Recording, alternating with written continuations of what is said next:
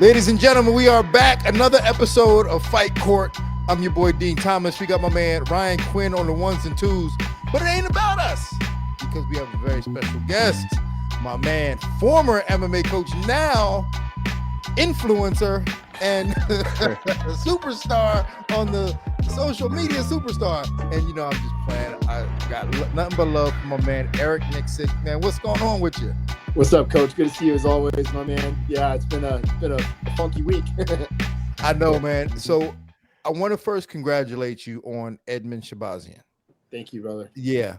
I remember talking to you, and you said you was working with him, and I said, okay, I can't wait to see what they got cooking.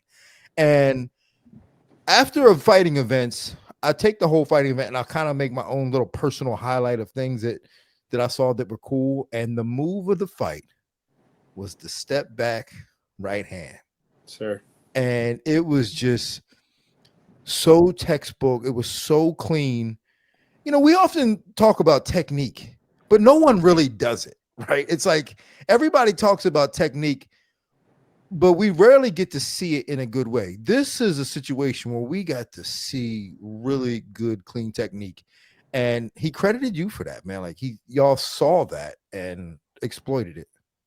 Well, you know, the athlete saw it. He believed in the moment. And you know, as us as coaches, Dean, we want to give him paint and give him as much variety of paints for him to paint his masterpiece. That's meaning options. And when you see a lazy jab come out, these are your options to nullify that lazy jab. You just have to pick the right thing, the right tool. And that's what he did in that moment. It's something that inherently as a gym, like we train that specifically. Dan Ige knocked out Andre Fili with that same move, pull over, inside slip over. You know, we call it a zombie. So that's something that we train quite a bit throughout our gym and our system that we use. And credit to Edmund, he saw the moment and he capitalized on the moment and believed in his eyes. That was the main thing, is trust your eyes. But I'll say this, that dude drilled that all camp long. So drilling, dude, is so important because it slowed everything down for him, and then he saw it at live speed. Well, he also talked about y'all watching film, and I said, that's my guy right there. You know, he comes from a football background, and Quinn, you'll be able to appreciate this. And that is you doing these film studies with these guys and just understanding how to break down film. Now, obviously you get that from football, Sure. But like, did you ever get any backlash? Because I know how much fighters hated to watch film. Yeah, yes and no. Like, I know Uriah Hall used to trust me to watch the tape, but didn't want to overcomplicate because Uriah is very much a feel fighter. And he didn't like to be over analytical or over analyze technical things or because he could see an opening and he can exploit an opening like that. Mm-hmm. Whereas like Ige and myself, like we look for patterns or, you know, and here's the thing today, like we're watching tape with Zell Huber, myself, Zell Huber, and Mike Pyle. Like I like bringing in like Pyle or other people too, like a veteran that knows the sport. But I wanted him to watch the mannerisms of his opponent in the corner and see what you can pick up from the body language, right? And I was like, don't just look at techniques, look at mannerisms, look at body language, look when they're up or when they're defeated. And I said, dude, we're hunting another human being. So the more we can learn how to like see their weaknesses and see their holes in their way that they breathe and the way that they get mad or excited, then the better hunters we're going to be. I love that analogy. You actually answered the question I was going to have with how do you divide up how much film study your fighter watches opposed to you? But you just answered it's not a cookie cutter system, which I believe in. I know me as a fighter, I wanted to watch very little video. I watched a little early on. Otherwise, I got too caught up in the video and I wanted to worry about me. Me as a coach, on the other hand, I watched a lot of the video and try to have them worry about as less as possible. But some fighters just find that security with watching that video. Now, you talked about some tendencies, and I think that's a great thing too. That's something I never thought of, is focus on them in the corner. I do like focusing on what excites a fighter and what frustrates a fighter, things of that nature. What are some tells that you pick up on like right away when you're looking for that? Certainly body language. I think body language is a lot of things too, especially in the corner for your own athlete. Like, are they making eye contact with you? Do they look dejected? Do they look like they've been defeated? And I learned this a lot too, Ryan, from Randy. Randy spoke to me a long time ago about his fight with Mike Van Arsdale. And when he's fighting Mike Van Arsdale, he said he went back to the corner and Randy had a moment in his own mind that he wanted to quit. But then he looked across the ring and he saw Mike Van Arsdale and saw his body language and saw how defeated and dejected he looked. He said right away, it took everything. The thought process went to, if I could just show him that I'm excited and I wanted to beat him, that I know that he's going to have a mental break. So he goes, I thought the same thing Mike did, but all of a sudden it just gave me this surge of energy and I perked up on the stool. He said, I started to bounce. He said, I started to look at him and stare him down. He goes, was I tired? Yes. Did I want to quit? Yes. But if I can change my optics and my body language, then right away, this guy, he said, he goes, bro, he looks over on the stool and was like, holy shit. Like Randy's not even tired. He goes, so I sold the whole thing. And what happened, Mike Van Arsdale, he goes, I finished him in the third round. He goes, it had nothing to do with me being better or tougher. He goes, I was getting my ass kicked, but I had to try something. And he goes, so take a lot into consideration about your body language and what message you're putting off, not only to your opponent, but also to the judges and the rest of the people. Eric, I've noticed at least for me, it seems like you personally are being more selective with who you're working with. Yes, sir. And I say that like, I see you guys at the fights, right? I see John Wood, like this guy. I saw him at he cornered Marab, and then the week later he's at Karate Combat with Brandon Jenkins, and then I'm seeing him and I'm like, yo, this dude is insane with the amount of people that he's working with. Yep. Is it something intentional for you that you're intentionally kind of weeding out your herd and just going, all right, these are the guys I want to work with? Yes and no. Like, obviously, like you've always been a huge resource for me, and I mean, I know that you and I are privately friends, but publicly, like I think it's important for people to know that you've been a huge resource for me as far as understanding how to be a better coach, but more of a family man too, because you walked in these shoes. So in conversations I've even had with you, it's like, man, you don't have to give everyone your time. And when you're selective with your time, it becomes more important and becomes more valuable to people. And they see that, and they see the value in the time that you're given. My daughter just got back from nationals. She's 17 years old. She's going to be looking at colleges soon. And I'm starting to see like, dude, I'm missing out on more of my family time with giving energy and time away with people that don't appreciate it, that when there's people that actually do care. And then when the fighters care and they reciprocate that love and affection back to you, then you really have something magical. So just trying to adhere to more advice and listen to more people like yourself that give me quality insight, not only in the fight game, but the life game. Yeah, I have to, man, because, I've been around a long time. I mean, and not to say that nobody else has, but it breaks my heart to see coaches work so hard for their athletes and not be appreciated, never get paid enough. I mean, you see like these NFL coaches and college coaches making all this money, and I'm like, yo, like Eric Nicksick sleeping on the floor. You know what I'm saying?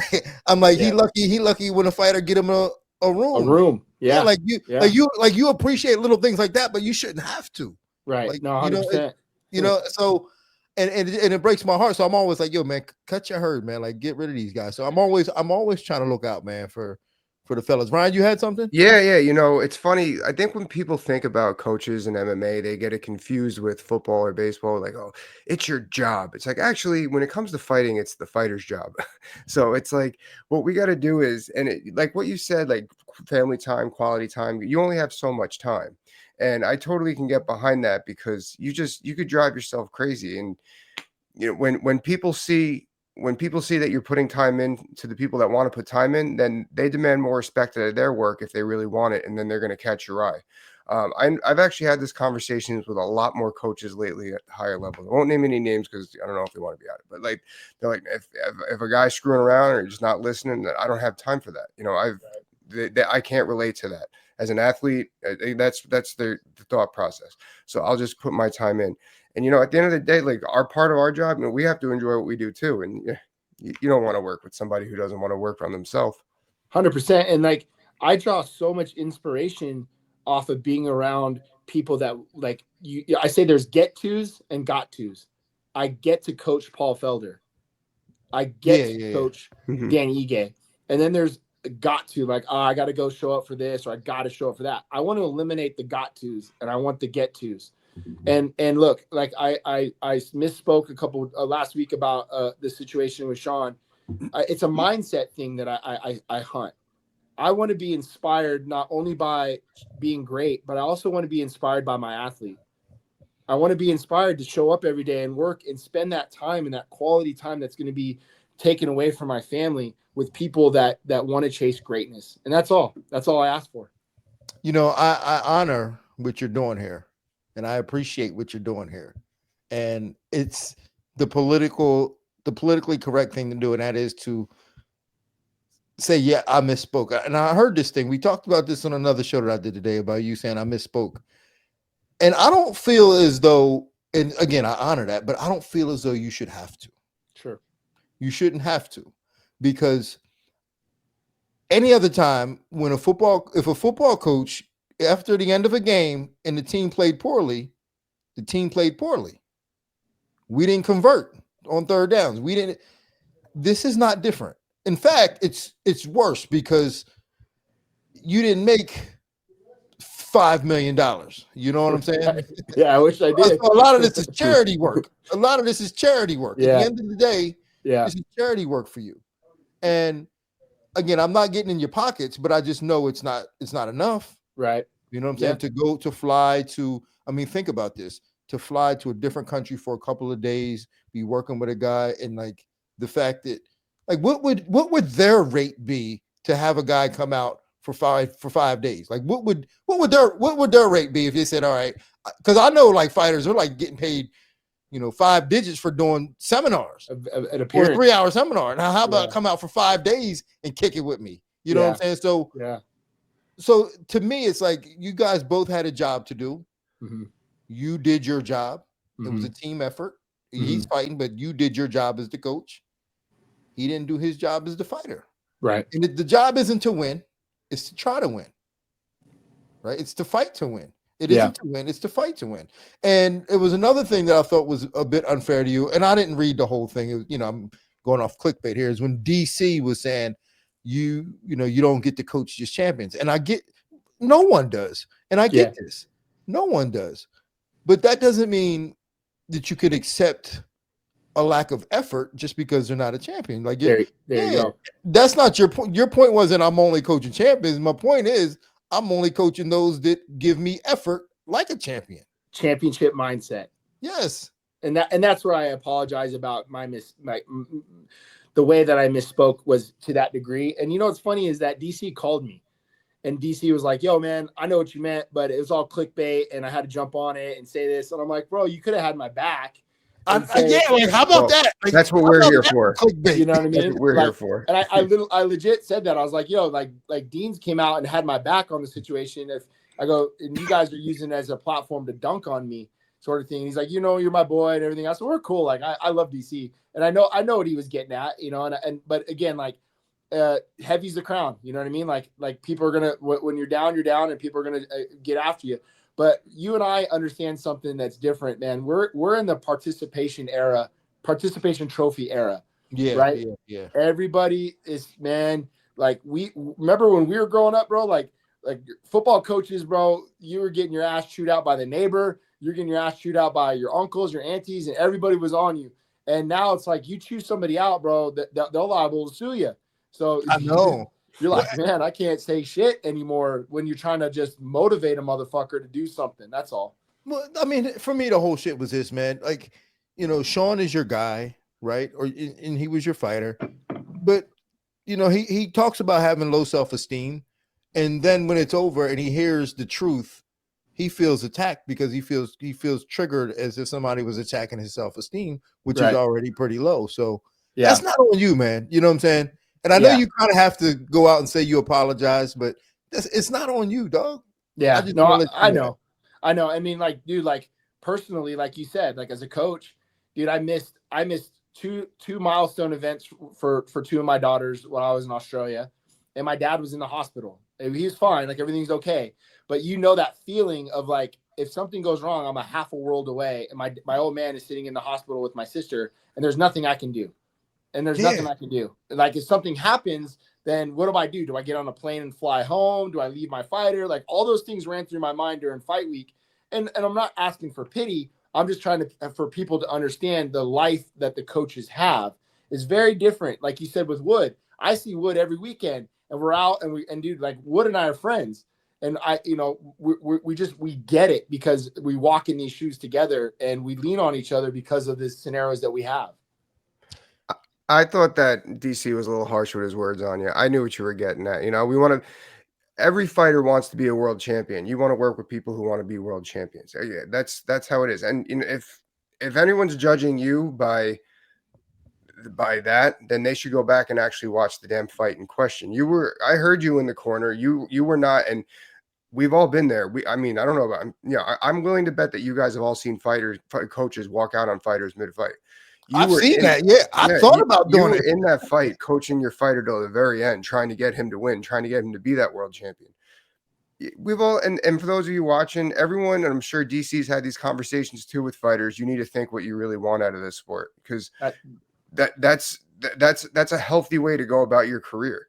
And I didn't think that it was whatever clickbait. I guess that's the best way to go about it. Yeah, and I really appreciate the people that took the time to look at the context rather than the clickbait, because people that know me and care about me or really know who I am, especially my fighters in my gym, the Kai Kamakas and the Danny Iges of the world that go, bro, like this is what I want from my coach is to tell me what I'm doing shitty, or if I need you, and if anybody I've taken it out on in the corner is Kai Kamaka. I've cussed that poor kid out so many damn times, but he responds the way I need him to, because that's his upbringing. That's the way he is. So like I said, man, I could be better in all regards in time in life, bro. There isn't a fight week that goes by that I don't call or text Dean Thomas and ask him, hey, was there something I can do done better?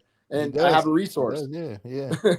And I've always appreciated that. You know what I'm saying? Your willingness as a coach to learn, because most coaches would never do that. Most coaches are, I do it my way, and that's it. I know everything. Well, you're a football guy. You know what I thought was real interesting. Well, I'm a big Irish fan, but Marcus Freeman lost to Northern Illinois, and then the Northern Illinois coach, and Dean, I don't know if you're familiar with that. It was like the biggest upset in Irish history. After the week, I forgot his name now. The Northern Illinois coach said, "Hey, listen, this is how we beat you. If you want to know." And Marcus flew to the school to meet him. And then, boom, they're in the national championship. 100%, bro. And I got chicken skinned like hearing that, because just these coaches that are willing to exhaust any option to be successful for their team, right? Like I became great friends with Joe Mazzulla because Joe Mazzulla flew out with Sam Cassell to come to our fucking pro practices to learn how to be a better coach for his basketball team. Are you serious? Dead serious. So Joe Mazzulla and I are like best of friends. I talk to Joe like every other day. No shit. But you got to think the mindset that this man had. He went into a whole different realm that has nothing to do with basketball. Yeah. He went, I want to go find the best MMA coach at the time, maybe not now, and figure out how I can be better in this minute of the timeout, in between the timeouts. That's awesome. This is when they lost to Miami to go to the finals, and then this last year they won the finals. And I told him, I said, bro, I cannot tell you how much I appreciate you as a coach exhausting any option possible to find and search for greatness. If it's one little detail, one little thing that can take you over the top, you were hunting for it. And I cannot appreciate that more than anything. I think that's such a key, man, is finding parallels with different sports or arts or anything to find a parallel. Like even in basketball, I have a really good friend of mine who's a shooting coach, and she's so specific about the movements of shooting a basketball. To me, it's the same as how being as specific as throwing a punch. So I try to take the same exact the mechanics. The mechanics of all of it is the same, right? So you got to. I appreciate that and finding those parallels in the different arts and everything. But Eric, I appreciate you, man. Yeah, I told you I'm not so gonna much, keep Eric. you on too long, man. I appreciate you hijacking Randy's room to come on the show and chop it up with us, man. But I'm gonna catch you in a couple weeks, man. I'll be out there in Vegas. I'll be sure to call you and take you. Are you in Seattle? No, I'm not in Seattle. Okay. All right. Hey, keep an eye on my boy Mansoor. I'm telling you, bro. This kid is the next up and comer, man. Oh, is he? Oh, I'm telling you, man. Mansoor Abdul Malik. Watch him. Yeah, I saw cool. Him. So you'll be with him? Yeah, Mansoor. Okay. He's one of my young bucks. He's been training with us for a few years now, and just an amazing human being. But man, is he something to watch. So buckle up. It's gonna be a fun one. All right, man. Thank you, Coach. All right, big dog. I'll catch up with you, man. Thank you guys for having me. See you. Man, we could talk coaching forever. I know. I didn't want to put him on the spot with the Strickland fight. I thought the conversation went in a great direction. I didn't want to. Yeah, I was. If he didn't bring it up, I probably wasn't going to bring it up. Mm-hmm. Well, I wanted to bring up in defense of him because I agree with him. Of course, like I wasn't going to Bryce Mitchell him. Oh, I haven't seen that yet. I purposely haven't listened to any quotes or nothing because I just want to watch it. I don't tell me anything. I can't wait to see that whole thing. Well, I haven't really seen it. I just heard about it. So. It's like a TV show. Don't tell me what happened. I will tell you this though. I don't know what your religion is or how religious you are. Okay, but man, watching somebody get schooled in a debate is complete art and it's fascinating. Yeah, I was watching this. I was going down this rabbit hole because I used to follow this guy Billy Carsons, who's like this. He believes in like aliens and different beings that inhabited the earth and so on and so forth. Well, he was having a debate with this guy named Wes Huff, and both of them been on Rogan before. So they're experts in their field or whatever. And my man Wes Huff, in the name of Jesus Christ, absolutely obliterated Billy Carsons. And it was uncomfortable to watch. I mean, I don't know if you were into that stuff, but just watching a man get shut down was like, oh my God. Well, I'm into the debates, but I mean, I'm Catholic and I know the Bible and I know stories and stuff like that. I went to religious school when I was growing up, but I'm always going back and forth just to look back. Some of the stories are good in the Bible. So, but I'm in the process of reading it from front to back. Are you really? Yeah, I'm in the Old Testament, and man, boy, was that a rough time to live. Yeah. If you wasn't on the right side. Oh man. Now dude, it's so funny you say that. I literally thought this week, and I'm like, I should try to read the Bible front to back. It's what is it? A little over 1,000 pages. I'm not sure, but it's like the words are like it's not like a Game of Thrones book. It's not easy. Like I'm reading it, and then after I read like a chapter, I like if I don't really get it, I'll YouTube the meaning of it. But it's not easy, man. My favorite story is when Michael the Archangel takes on the devil. I'll let you get to that though. Yeah, you let me get to that one. All right. But okay, going back to speaking of the devil, Jared Cannonier and damn RoboCop. Yeah, dude. So first off, I saw a quote today that RoboCop Rodrigues was like, "Oh, I wish things didn't go wrong with my weight cut," and I'm like, "Man, I'm not buying into that at all." I bet Jared wishes he wasn't 40 fighting these guys in their 30s. Like, it's none of that is relevant. Yeah, because listen. After you won a first round like that, you have no fucking excuses too. Anyway, go ahead. I didn't mean to cut you off. You fight. You knew how big you were. Yeah. You know what I'm saying? Mm-hmm. You know how big you are. You walk around that weight all year. They ask you to make weight. You're supposed to make weight. Like that's if you win and your size has something to do with it. Don't blame the size after you lose. Mm-hmm. You know what I'm saying? So like absolutely, that's the drawback. Is it like you're probably going to beat guys because you're a little bit bigger and hit them hard and they can't defend themselves, and then you'll probably lose to guys that can withstand your pressure and can touch you up. that's kind of the drawback of being bigger. Yeah, I wasn't buying any of that for a second. I was surprised though how much damage that Cannonier took in the first round. Like No I was kidding. like, wow, not because of the size, like we knew how size would be, but Rodrigues was so cookie cutter. He was so 1-2, 2-3. Well, he's Lead, a liver very shot. simple fighter, but he's normally well. Again, that's against B level guys, A minus guys. Like Yeah. when you're that big and they can't deal, they don't know how to deal with that type of pressure. hmm Sure, but he's always kind of like 1, 2, 3, 2, 3. Very simple. He's not very fast. I mean, he's big, but No, he's slow. part of the thing is, I guess, part of because what Jared brings to the table with he's got clean striking and he can move, and I was just very surprised that he was able to do that damage in that first round. I mean, obviously it means nothing now, but I was just really surprised that the first round went that way.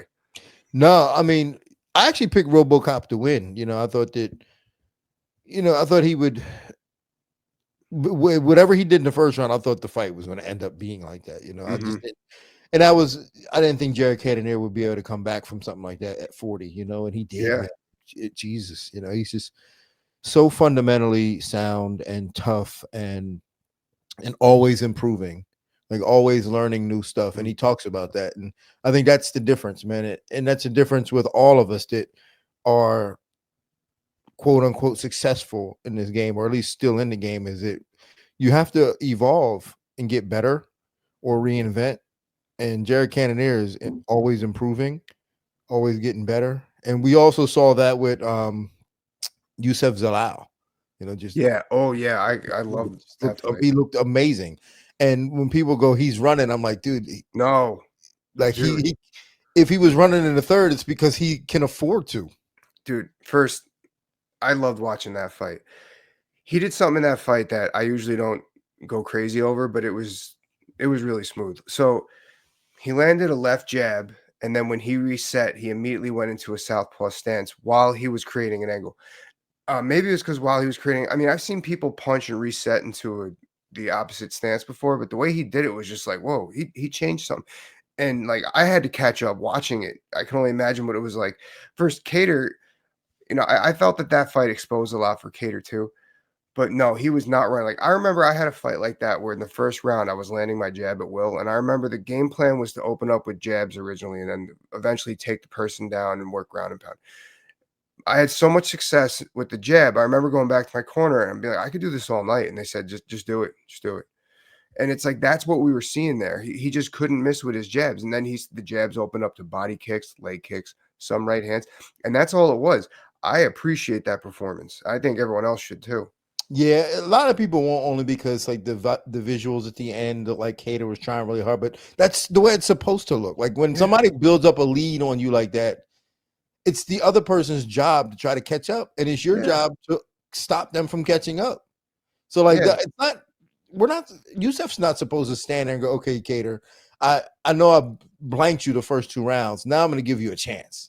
Dude, it's like when a football, another one, when they're up 20-0 in the fucking with 2 minutes left, you don't see the coach going, load the box, we're gonna blitz all night. They go back and cover. It's the same thing. But I do think we bring up Kattar. I think that kind of exposed a lot that I didn't see in Kattar before.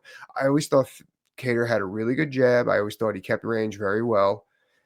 But now I realize he only has a really good jab when he's going forward. He couldn't on the adjustment use lateral footwork to keep Zalal to paint him into a corner. He wasn't able to do any of that. I just thought I think Kattar's a little bit more limited than I thought he was originally. Now I don't want to take away from Zalal because the performance was great, but I just thought that Kattar would be able to deal with that a little bit more. Well, if you look at his losses, with the exception of Max, like his other, like Zabit, and like the weird ones, the Josh Emmett fight, I thought he won. Arnold Allen, weird fight, but like Zabit, and then Renato Moicano, and then Aljo, and then obviously this one. Like if you're just looking at the common denominator in his losses, like guys that can move gave him problems. Yeah, you're right. Guys that can move and also had the ability to shoot on him gave him problems. So like like legit one-sided losses, with the exception of Max Holloway, were all based on the fact that he just couldn't keep up with guys on the feet. Like his feet just weren't fast enough to keep up with him. And I'll tell you what, man, Youssef Zalal was fired up today talking about Faraz and how they treated him. Oh, I didn't see it. Oh man, because like they were, Faraz was like, he's running. Look at how long you going? And then they was just talking shit to him. And like apparently Youssef was like upset with Kattar's family, like pre-fight. They were like saying, "Oh man, he's light work," and he's like, "Yo, what the fuck you disrespecting me for?" Oh, I was like, and I said, "Dude, why are you worried about that?" But anyway, he got the win. Yeah, what's that? You got the win. Don't. Yeah.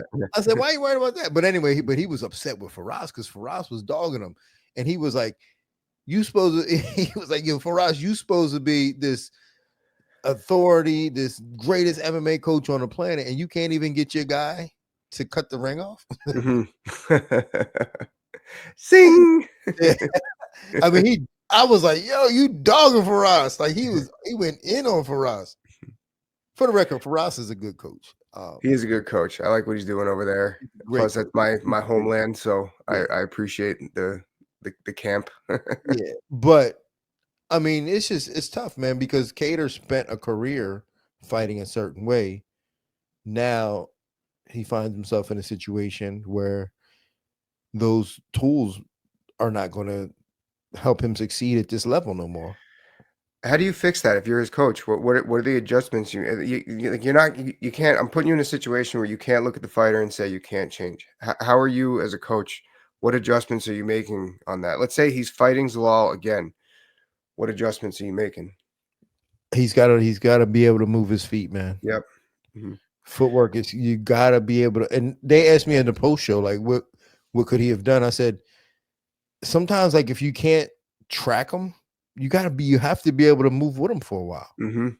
Like you got to be able to play the dance with him on the outside for a while, because then that'll slow him. That'll get them comfortable and they'll slow down, and then maybe you can get to him. But if you don't know how to move your feet, man, you're gonna have a hard time in this game. I would open him up with feints more just to try to gauge something. But then even moving the feint, even before that, I would say, let's see you move your feet with your punches. Let me see how you can go forward so you could then move like the L motion, like, because I feel like like you said, at this stage, for him just to worry about footwork, it might lose it. Yeah, I know.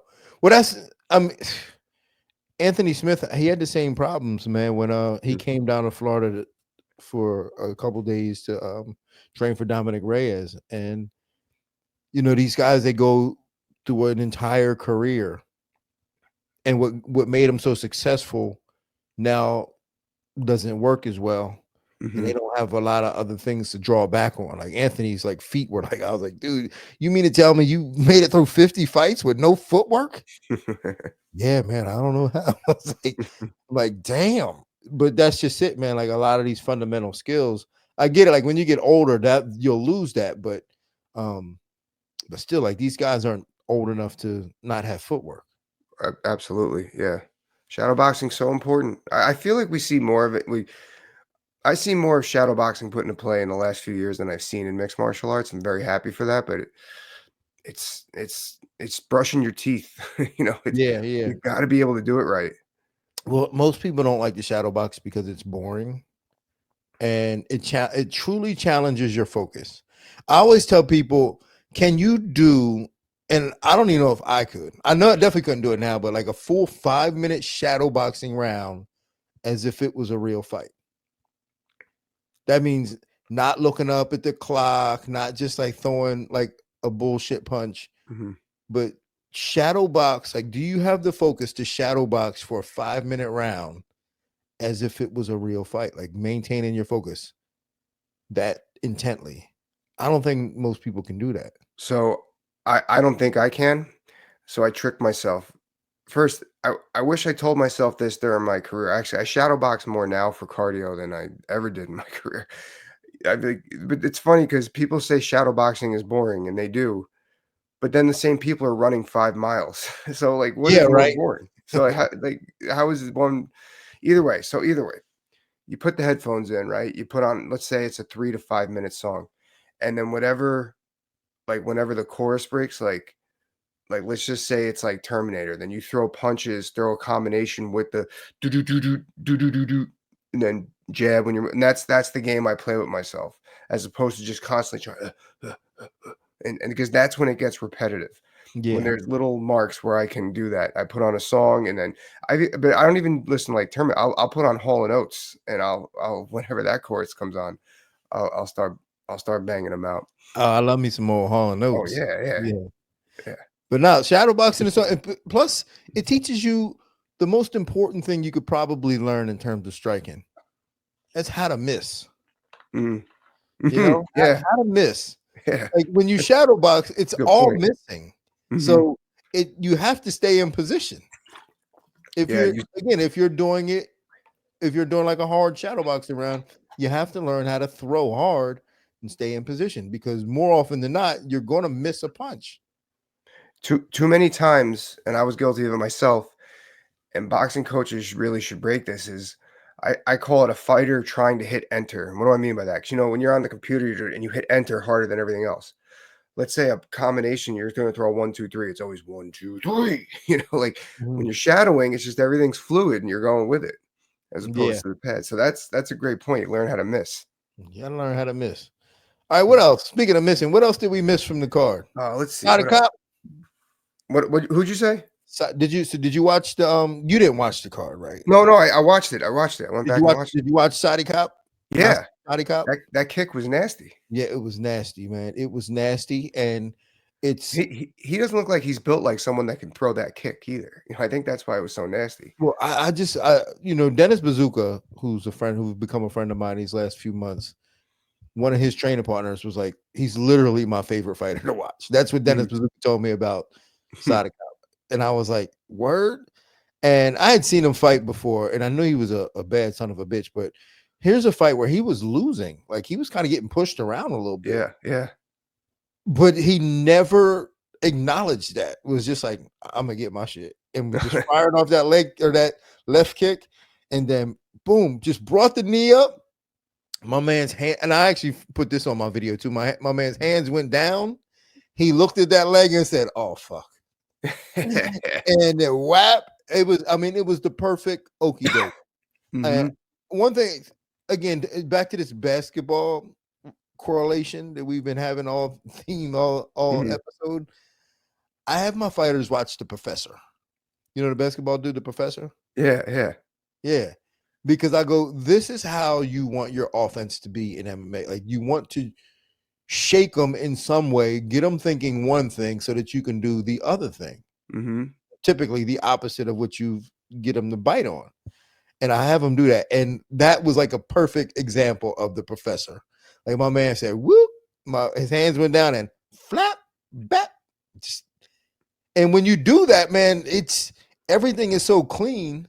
And it doesn't really take much. It doesn't take all this strength to do it, but you got to be able to shake them.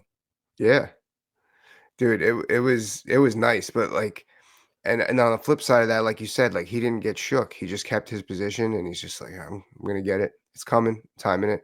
Yeah, I'm really good for. There was a lot of fights here that showed a lot of up and coming promise in this card. That's why I saw somebody posted, people still shit on the Apex shows. I think it's so stupid. Like, they call them the UFC warehouse. Like, fuck that. Like, I think it's great. You know, people got to chill with that. And then they think they're smart and they're taking, the cage is smaller. Who gives a shit? In baseball, all the fields are different sizes. But I thought that him, yeah, no one had an easy name to say. Zalal, man, even Jared, like, I think he's got another couple of years left. Like, there's a lot of upsides of this card this weekend. Angela Hill, Angela Hill, 40 years old, still winning. Yeah. There's a lot of upside to these cards. Yeah, it was. And then Shabazian, like that right hand was just as clean as you can get for a technique. And just the way, and I'm so happy that Coach Nicksick came on here and broke it down, because when you first see it, it looks like it's like, man, the opponent leaned into it. It's like, no, that was totally baited in. It was so Yeah. nice. It was so nice. It was like a straight power. Remind me Well, of the way. I mean, even if he leaned into it, like that's what you want him to do. Yeah, Like, yeah, yeah. Like again, it that's was, his it was eyes. Like set up that way. Edmund's eyes seeing that. Yeah, it remind me of the way Adriana Martins. Remember him? He knocked out Islam. oh yeah, Islam. Yeah, the same way. Like he check hook. Yeah. Yeah, it was that. Actually, I rewatched that quite a few times these last few weeks, just watching Islam fight. But I mean, it was not nothing against Islam, just he was fighting, so I had to. But yeah, that was why I thought like to beat Islam, you should whoever fights Islam should incorporate some southpaw work. Mm-hmm. I think southpaw work kind of gives him a little roughs up his feathers a little bit. If nothing else, we know that the orthodox stance hasn't been working, so might as well. Yeah, I know, right? I know that definitely doesn't work. Yeah. But anything else we got a show this weekend? Just real quick, Henry Cejudo and Song Yadong. Any initial thoughts? I don't have anything. I was just focused on everything we were doing this week. So Okay. everything for this show. I have anything. I'm happy to see Henry Cejudo fight again. You know, Son Yadong, I've been pretty big on him. I told you I want to see him fight what's his name? Leroy Lerone Murphy? Lerone Murphy. Yeah. That's one of the fights I want to see. Although they're in 2 different weight classes. Oh no, not Son Yadong. I'm thinking of the other Asian fighter then. I'm sorry. I'm totally off. I've said this on here so many times now I forgot who it is. Either way, trying to figure out who you talking about. Oh, you talking about Doo-Ho Choi? Yeah, Doo-Ho Choi. That's it. Yeah, Doo-Ho Choi. Yeah. Honestly, that I give you a pass on that. That's it. Although I know nobody else is. It's all right. Don't edit it out. It's we're not gonna. Hopefully, you don't get canceled for this. Yeah. Confusing Song Yadong with Doo-Ho Choi. Yeah. I was just gonna say something that definitely was gonna make it worse, so I'm not gonna say it. Don't worry, man. I give you a pass. It's hard. Trust me, it's hard, and I have to look at these guys and study them for a living. But anyway, Ryan, man, it's been real. Appreciate you always. I love this. My favorite part of the week, Tuesday evenings. Always. Shout out to Eric Nicksick for joining the show. We appreciate you. Yeah. So on that, if you enjoyed the show, make sure you hit like, share, subscribe, comment, tell your friends. Look out. Discord is adjourned.